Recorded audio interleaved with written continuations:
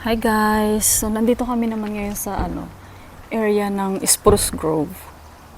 Ayan oh. Ang bagong bagong community kasi nasa nasa woods. Sige nga daddy, magano ka nga, taupo ka nga. Alkin Homes. 3 p.m. Thank you. Okay, open pala. Thank you. Okay, let's go. So, mga guys, dito kami sa garage dumaan. Double garage. So, merong paggaling mo sa garage, meron na agad siyang mudroom. Ito ang mudroom. Ganda, laki ng mudroom. Ito papuntang pantry kitchen. So, dito merong closet. Washroom? Closet. Closet din ito. Ha? Closet ko ito. Ano yan, daddy? So, mga stock ng mga tissue or broom or ganun, daddy. Mga broom, mga tissue. Kasi yan ang pantry.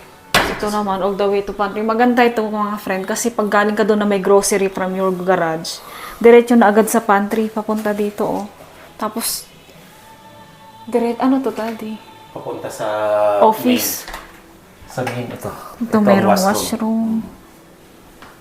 May office siya dito. Tapos nandito yung office. Ito magandang office. Kasi meron siyang window. Closet din. Pwedeng room. Pwede siyang gawing room kasi may siya dito. closet, oh. May closet siya. Tsaka may window. May window. Hindi siya nakaka-claustrophobia. Kasi pagka may client ka din, ito yung pinaka main entrance, oh. Doon ka galing sa labas, oh, ayun, ang sasakyan. Tapos pagka, ito naman yung parang receiving area. Itong hinahanap ko. Tapos pag may client ka dyan, oh. Tapos barn door.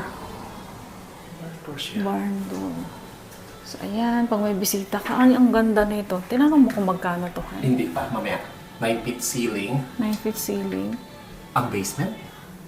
Really? Main floor and basement. Oh, ano to? Hindi. Ang finish siya. Ang finish. Finish siya, pero gusto ko siya makita kasi 9 feet daw eh. Mataas nga. Mataas nga.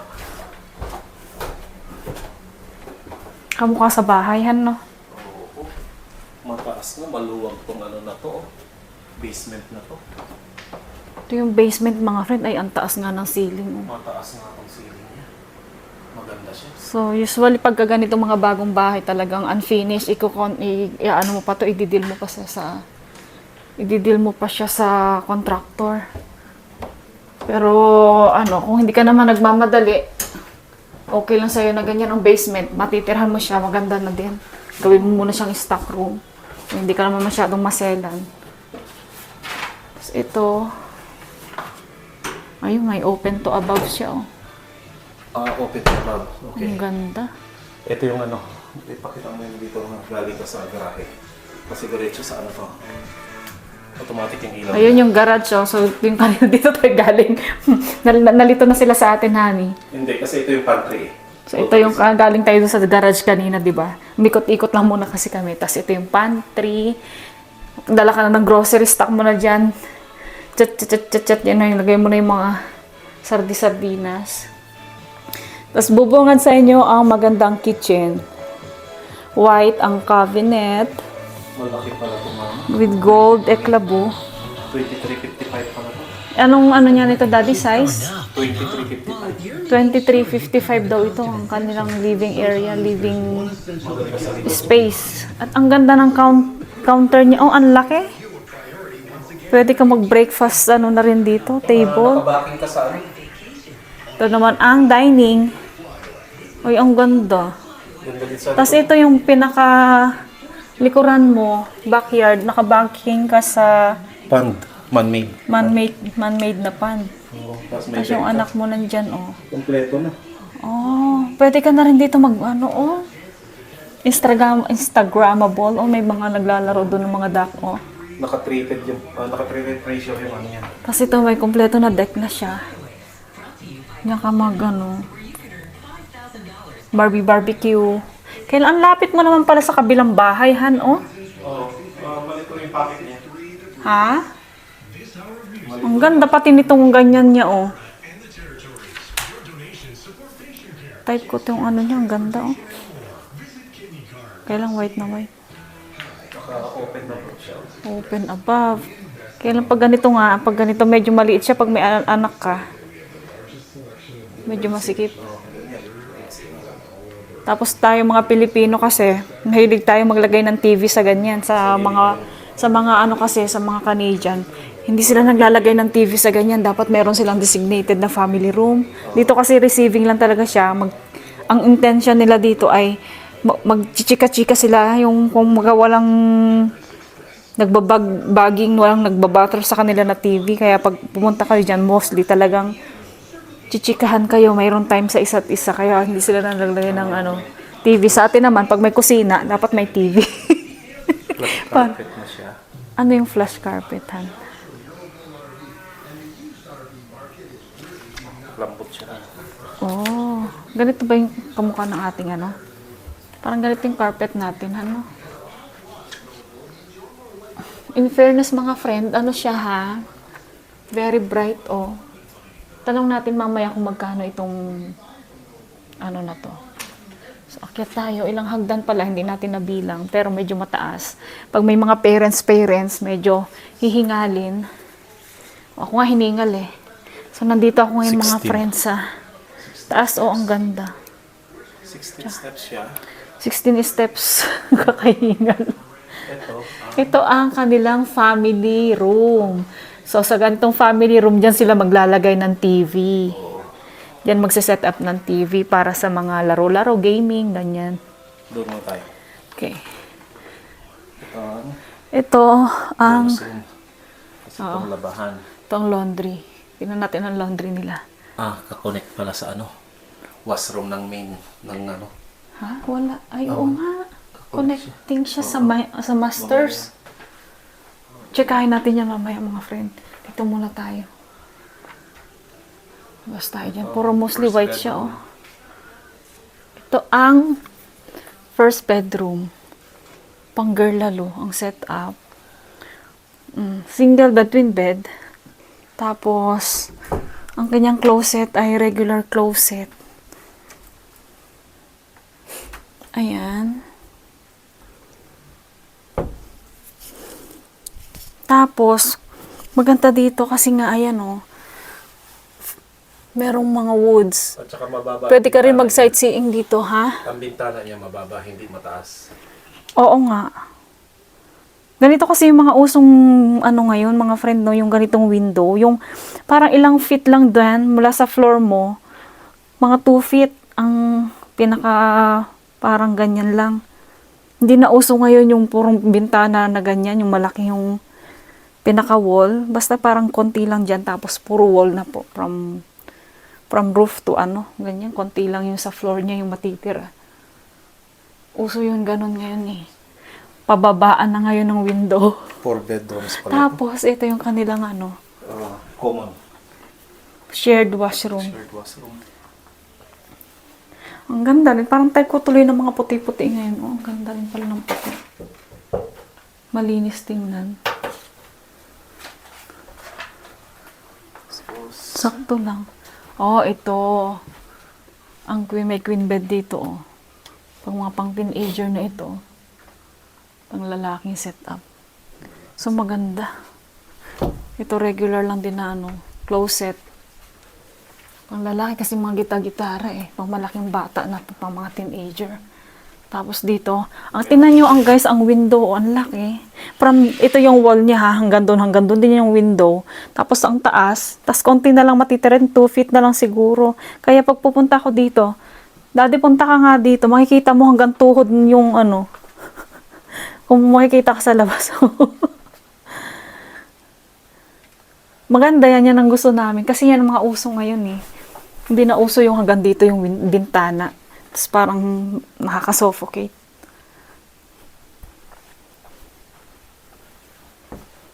Ito naman ang pang baby bear. Nursery room. Ang cute naman dito. Parang ang layo naman niya sa masters, ano?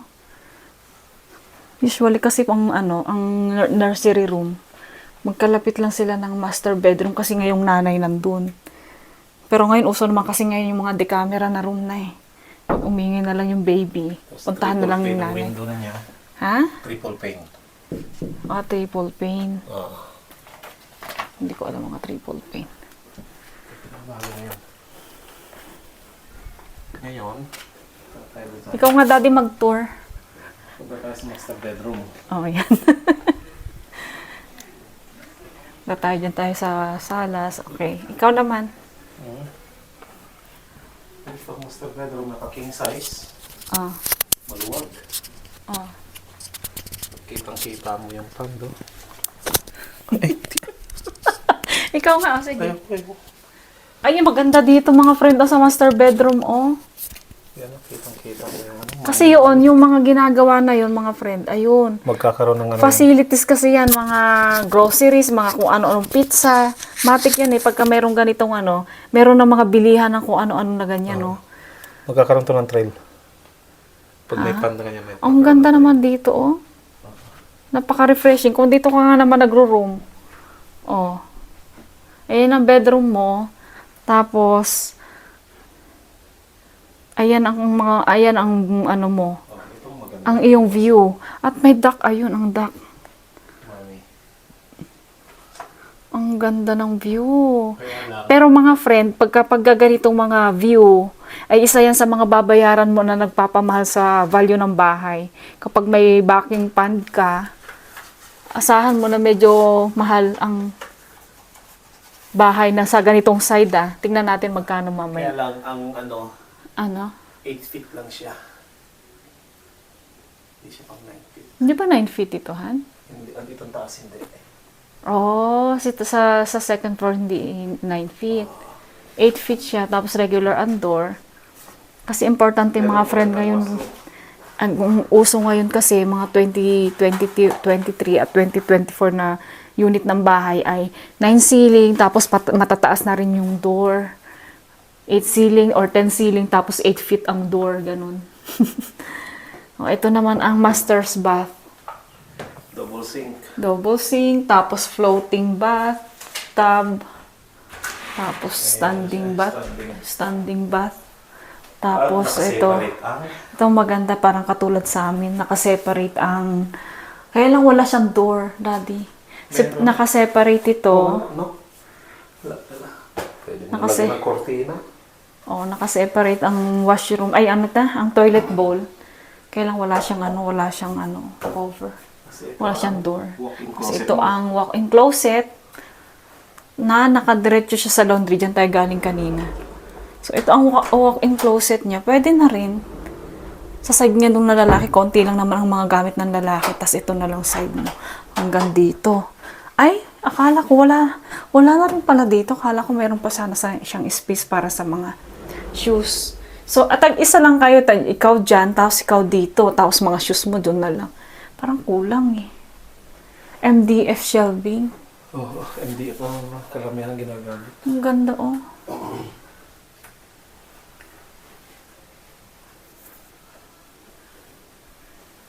Ang ganda, all white siya. Very bright.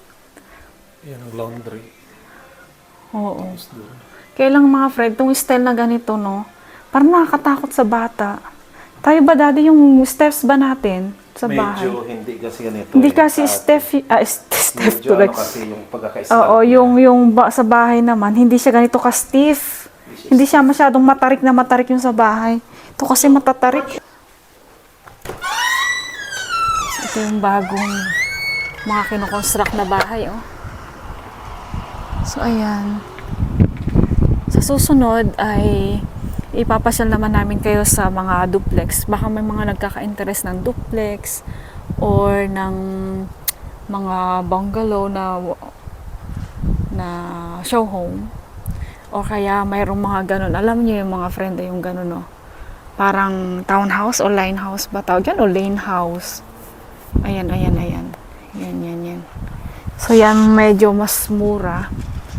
Kaya lang nga talaga ang disadvantage niyan ay magkakatabi kayo pati sa parking. Ay ewan ko lang kung may parking yan. Iba kasi ay may merong parking sa likod. So magkakatabi kayo doon. Kapag kaganyan, sabi naman nila ang ano daw, ang ingay or maririnig ay parang hindi mo naman din yata masyadong maririnig kung katabi mong bahay. So ayan, ito mga friend, no. Ayan, no. Ito ang front ng bahay niya, front car garage siya. So ayan. Front garage, tapos ito yung pinaka-entrance niya. Tapos ang taas, ang ganda. Ang ano ng mga bintana, ang liliwanag. So ano masasabi mo daddy dyan sa show homes na yan? Medyo mahal. Oo nga, personally, maganda yung bahay talaga. Maganda yung bahay. Maganda yung bahay. Kasi very bright siya. Maluwang. Pero hindi ko na-expect na 640 siya kasi nandito na siya sa labas ng Edmonton eh. Nasa Spruce Grove Kasi area siya. makakuha ka ng 640 finished basement na. Oo. Tsaka namahalan din ako sa ano niya. Namahalan ako sa presyo. 640. Kung bibilihin mo yung nandun sa una nating show homes na nakita, 599. May basement ka na nun. Ipagawa mo yung basement, katumbas niyan. Eh yan, wala pang basement. Naka-heated garage ka na nun. Heated garage pa. Kinagandaan lang sa option na yan. Ano? Gawin lang model house muna. Kung di ka nagmamadali, bilihin mo na siya ngayon. Tapos magre-rent sila sa'yo. Magre-rent sila. Mga 1 taon din yan na magre-rent sa'yo. Hanggang August daw. Oh. Pero hindi lang yan. Kasi ano na ngayon, May na ngayon eh. Kasi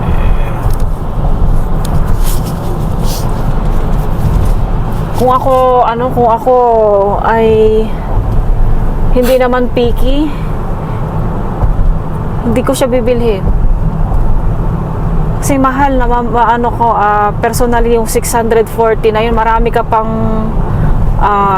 show homes na mas maraming option. Meron pang, wala pang separate entrance eh. wala pa. Oo. Idadagdag mo nga daw yun. Gagastos ka ng 7.5 sabi niya sa basement, finished basement.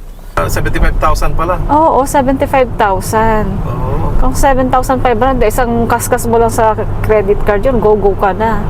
Kung i-all in na namin nila sa finished basement. So, 75,000 na finish na nila. Mahal. So, 640 plus 75, maabot ka ng 700 plus. Hindi lang naman yung 700 plus, meron pang pag kinuha mo yung bahay, marami pang mga kuskus, bulungos na mga documentation, ganyan. Nasa 800 plus yung bahay, mapinis lahat. Nako. Tapos ang kaso mo, naririnig ko, hindi pa daw kasama yung appliance na washer dryer, hindi pa daw kasama. Tapos syempre, automatic nga naman, yung mga stage nila doon, na mga couch, mga furnitures doon, hindi talaga kasama yung mga friend, no, yung mga in-stage nila doon. Pero sabi niya, yung curtain ay kasama daw. Pero maganda naman yung cortina kasi nga above, bagay naman yung kulay, maganda yung pagkakalagay. Taas, paano nilinisan nyo? Ang taas. Paano ka lalabahan mo yun? Dry cleaning? Dry cleaning mo yun. Kaya ayaw namin ng kortina kasi hindi mo naman pwedeng labhan yan ng regular na laban na parang dry cleaning mo. Tapos pagka paulit-ulit mong lalabhan syempre magluluma. Mahal ang mga kortina dito mga friend, no? Isa sa mga mahal na accessories ng mga kortina dito. Hindi katulad sa atin, mga kortina pangkaraniwan. Dito sa ang kortina mahal. Kaya nag-blinds kami. Medyo mahal din yung blinds pero siya forever long last ba. Ayun lang. Hindi rin pala dito daddy, no? Hindi kung nasa labas ka ng Edmonton, hindi ka basta-basta. Kasi depende siguro sa community kasi bagong community 'yon. Pero kahit na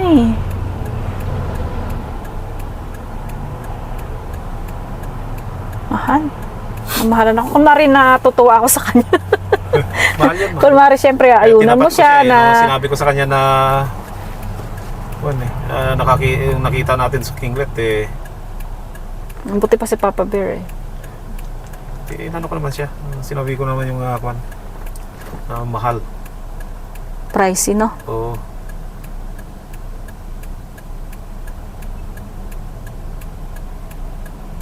Mahal nga yan.